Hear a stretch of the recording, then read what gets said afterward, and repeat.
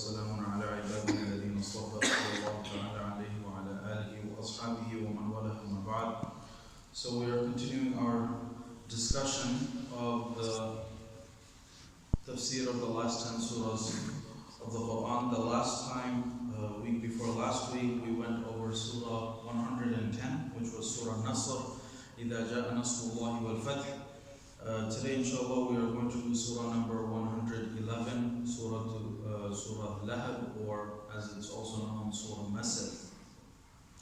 So this particular surah, as has been the majority of the surahs that we've covered so far, or all of them, this was revealed in Makkah. It is one of the earliest revelations. It was revealed in Makkah before the Prophet ﷺ and the Sahaba radiallahu ta'ala anhum had migrated to Medina.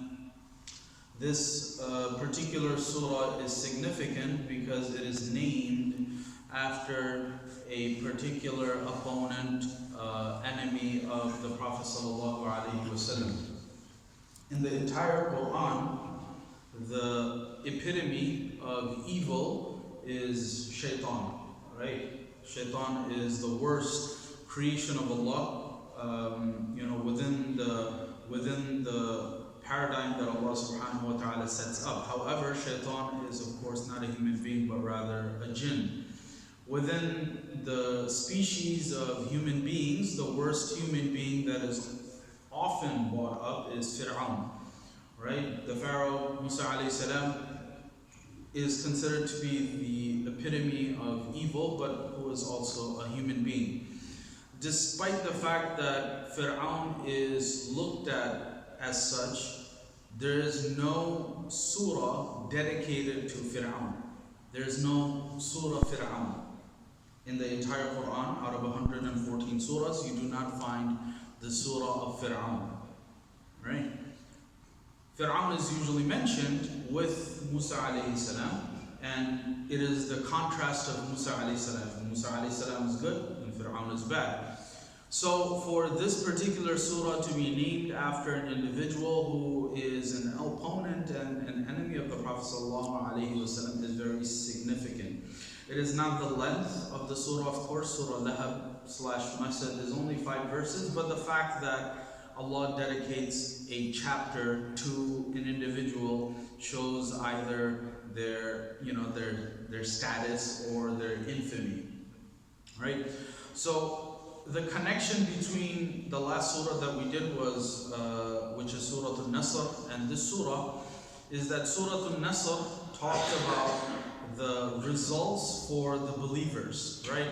And as we've started from Surah al-Fil, a lot of the Mufassirin tried to show a thematic continuation between the different surahs of the Quran. So Surah Kafirun before that, for example, showed the impasse between the believers and the non-believers. That we are not willing to go over to your side and you are not willing to come over to our side. Therefore, lakum dinukum waliyadin, we will go our own ways. Of course, it didn't work out like that because the non-believers kept on persecuting the Prophet ﷺ to the point that they were driven out of Makkah. Fast forward at least 10 years, the Prophet ﷺ comes back and Makkah is essentially handed over, which is the victory that Allah talks about in Surah al-Nasr.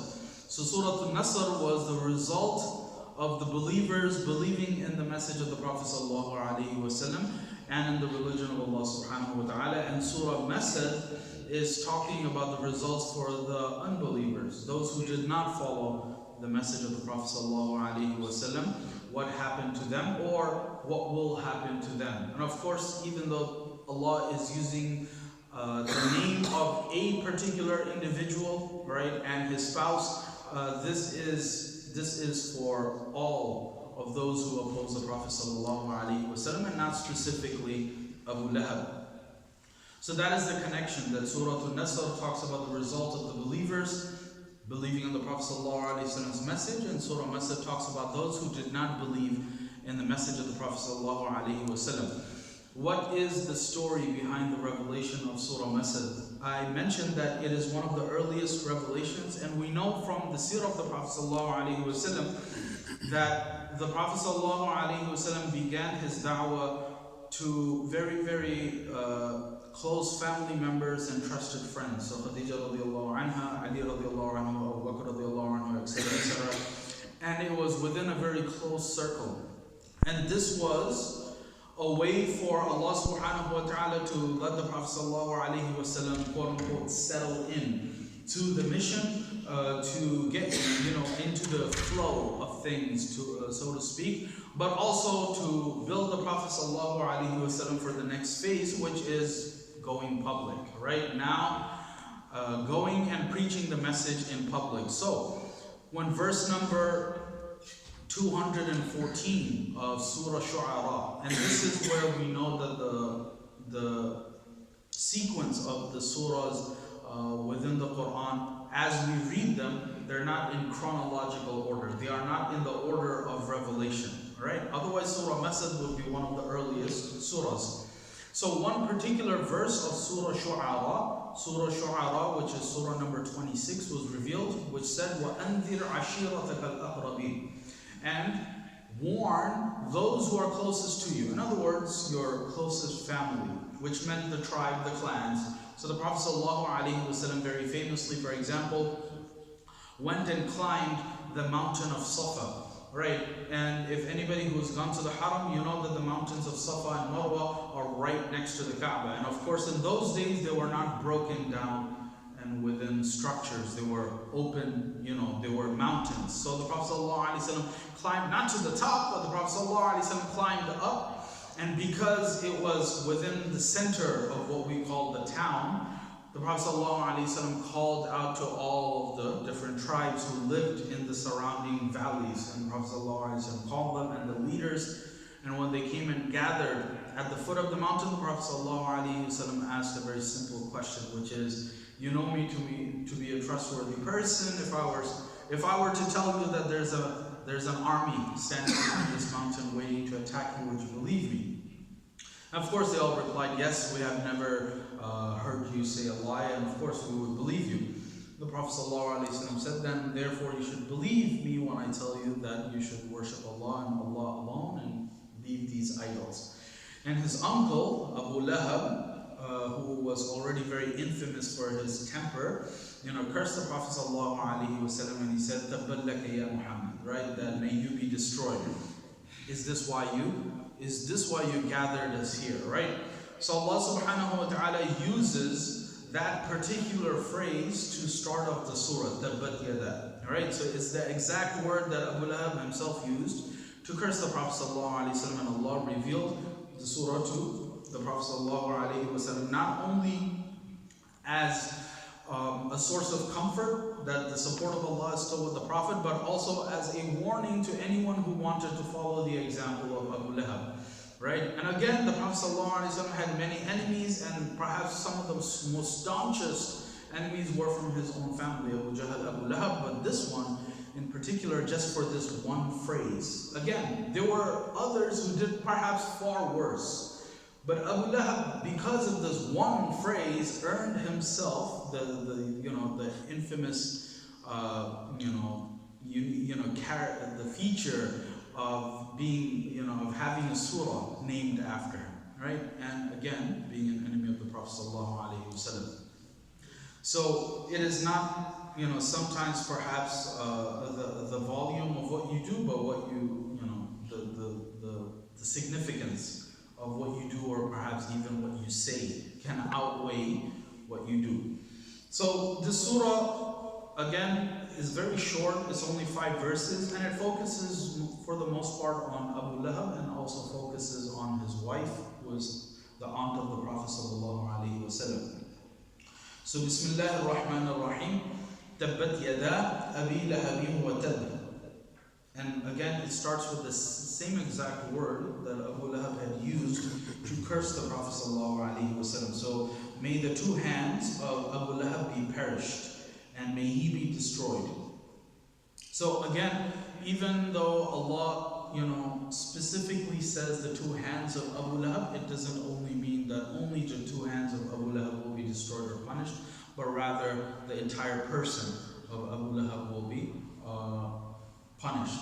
It could be because because Abu Lahab's hands were instrumental in opposing the Prophet ﷺ, but also in what we call balagha in Arabic rhetoric. This is one way of talking about an individual. When you talk about the face, you mean the entire person. When you talk about sajda, you are not talking only about sajda, but rather the entire salah. So you mention part of something, but you mean the entire thing. So the hands of a person perhaps has some significance, but it includes the entire person.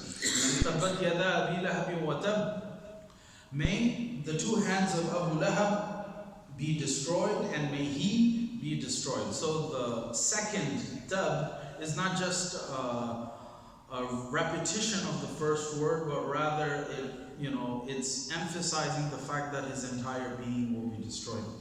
Right? And of course, at this point of the revelation, this is what Abu Lahab had said.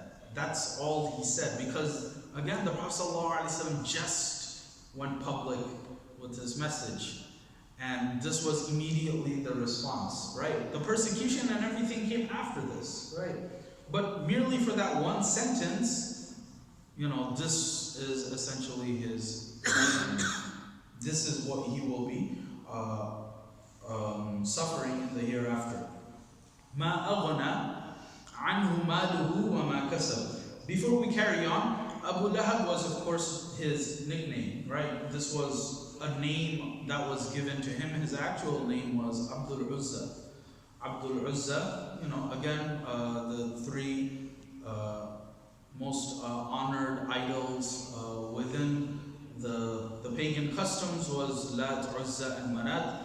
So similarly, how we have Abdullah, and which is what the Prophet ﷺ renamed a lot of the companions when they had similar names before they accepted Islam, is because you are not the servant of anything but Allah. So Abdul Uzza, this is understandable because that's what they worship. Bin Abdul Muttalib, who was his father, but he was named Abu Lahab because of the redness of his face. The word Lahab means a very hot, blazing fire. Right? It means a very hot, blazing fire, and his face was extremely, it had a redness to it, which used to become even more prominent when he had outbursts, right? When he had fits, essentially. So مَا أَغْنَى عَنْهُ مَالُهُ وَمَا كَسَبَ. So neither his wealth nor what he earned will help him. Right? مَا أَغْنَى عَنْهُ مَالُهُ وَمَا كَسَبَ. Neither his wealth nor what he earned will help him. So, what does it actually refer to? When we talk about mal, of course it refers to material wealth, right? وَمَا كَسَبْ, when we talk about what he has earned, it's referring to what we would call wealth, but perhaps things that are not physical. So status, respect, position, things like that.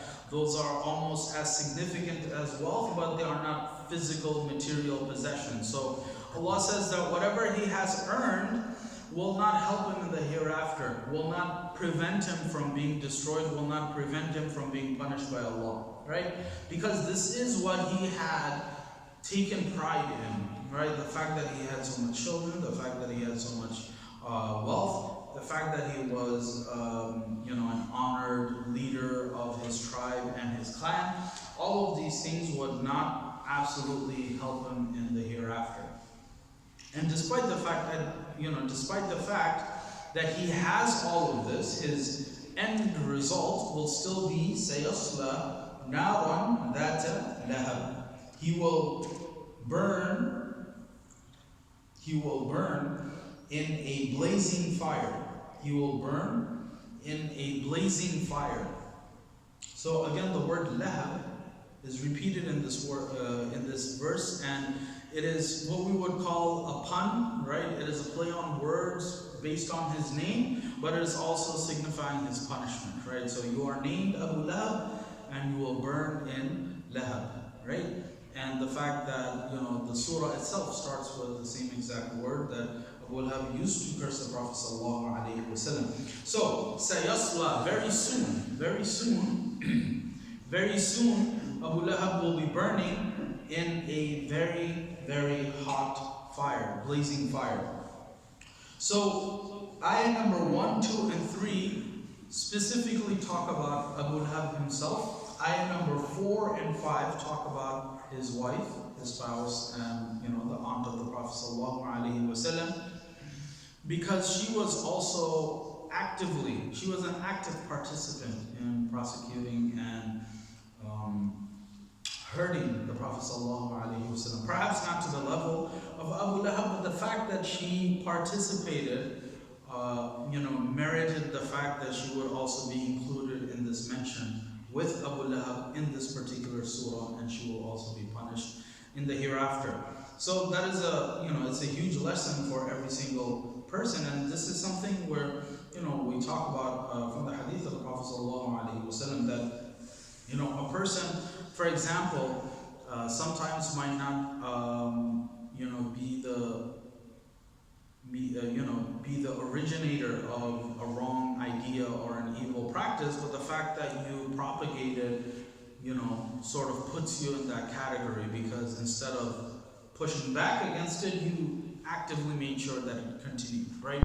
So the wife of Abu Lahab, even though perhaps she didn't persecute the Prophet ﷺ to the extent of her husband, because perhaps she didn't have the same amount of power, but the participation itself, merits inclusion, right? And again, this is a warning that even if you are not on the front lines, and this is sometimes, what the thinking might be, that I am not on the front lines, right? I am not the ones doing it. I just stand on the side and perhaps I, tacitly support it. So you're tacitly supporting something wrong sometimes could be just as bad, right? Because the fact that you are participating. So ayah number 4, وَمْرَأَتُهُ حَمَّالَةَ الْحَطَبِ. So the wife of Abu Lahab, her name was Urwa. Her name was Urwa, and her nickname was Jamil, right? The mother of beauty. And she was a very beautiful woman. And this particular ayah, which is translated as his wife will be the carrier, will be somebody who carries the firewood, will be carrying thorny firewood. So this particular scene, or not scene, the imagery that we get from the ayah is, it's a parody of what she used to do in this world, right? Because in the world, in her lifetime, she used to take bones and thorns and leave it in the path of the Prophet ﷺ at night, so that when he would go back to his house, he would step on it and injure himself, right? So the fact that she used to do that in this world to the Prophet ﷺ, she would continue to do that in the hereafter. But of course, the purpose of it would be to feed it to the fire, which of course, being given more wood, is going to burn more hot and is going to punish her and her husband. So وَامْرَأَتُهُ حَمَّالَةَ الْحَطَبِ, she will be the carrier of firewood, and this is something that she used to do for for the purposes of injuring the Prophet ﷺ in this world, and she will be doing it in the hereafter, but it will be to cause herself and Abu Lahab even more intense punishment. فِي جِيدِهَا حَبْلٌ مِّن مَّسَدٍ, and on her neck will be a thick rope of palm fiber. Will be a thick rope of palm fiber. So this is, again, there's a contrast between the word jeed, which means neck, but it specifically refers to a slender neck, a thin neck, right? So they have, there are different types of necks, and of course a thin neck is a sign of beauty. So the fact that she had a thin neck, which was a sign of beauty, and that will, that is contrasted with the imagery of a thick rope, which is around her neck. There's another opinion, which is that she used to wear a very thick, beautiful necklace, right? Which was, very ostentatious, and which was a sign of wealth. But that will be transformed into a thick rope around her neck in the hereafter. And of course, it's not just a rope, it's a twisted rope. A twisted rope means It is an extremely strong rope, right? So any heavy-duty rope is not usually just, it's not just straight, but it's twisted so that it's much more stronger. So this particular, surah, again, like majority of the surahs that we've been covering since we started, are very short, Makkan based, early revelations, and the unique feature of the surah was the fact that it was named after a particular enemy of the Prophet ﷺ, and not, at the end of all that Abu Lahab had done. Right? This was after Abu Lahab just said, "May you be destroyed. Is this why you have gathered us?" Right? Not again. It's not like a looking back, like a cumulative recap of everything that Abu Lahab had done until this point. It was just after what Abu Lahab had said to the Prophet ﷺ as soon as he went public with his message. So, the fact that it was just that one sentence, of course, it was a very severe, statement to make against the messenger of the Prophet, against the messenger of Allah. But one statement landed Abu Lahab with, a feature that even Fir'aun did not have, right? So again, it shows that, a person's words, sometimes might feel like they're not, significant, right? Or you might think that words are not as severe as actions, but as evidenced by this, sometimes your words can be even more severe than actions, right? And it doesn't take much for you to sort of land yourself on the wrong side of things, right? It was just one phrase, and Abu Lahab sort of sealed his own fate. And again, another takeaway is the fact that even if a person is not actively participating in any wrong action, right, or in the propagation of any wrong action, even tacitly supporting it, right, even if you're not actively supporting it but you're quiet and you support it, sometimes that is also extremely wrong. Not sometimes, all the time, that is also very wrong. And the fact that it could be looked at the same way, that Abu Lahab's wife was just there to feed the flames, right? Metaphorically, but literally that's what she's going to do in the hereafter, right? That's what she did in this world, and that is what she will end up doing in the hereafter. And at the end of the day, it is just going to cause them more suffering. So may Allah subhanahu wa ta'ala guide us and protect us, and He will acknowledge the benefits of Allah subhanahu wa ta'ala. Give us the ability to always be on the right side of things. May Allah subhanahu wa ta'ala give us the ability to always actively and indirectly support good. May Allah subhanahu wa ta'ala always give us the wisdom to distinguish right from wrong. May Allah subhanahu wa ta'ala guide, bless, and protect us all. Allahu a'lam wa billahi tawfiq. Subhanallah wa bihamdihi, subhanakallah.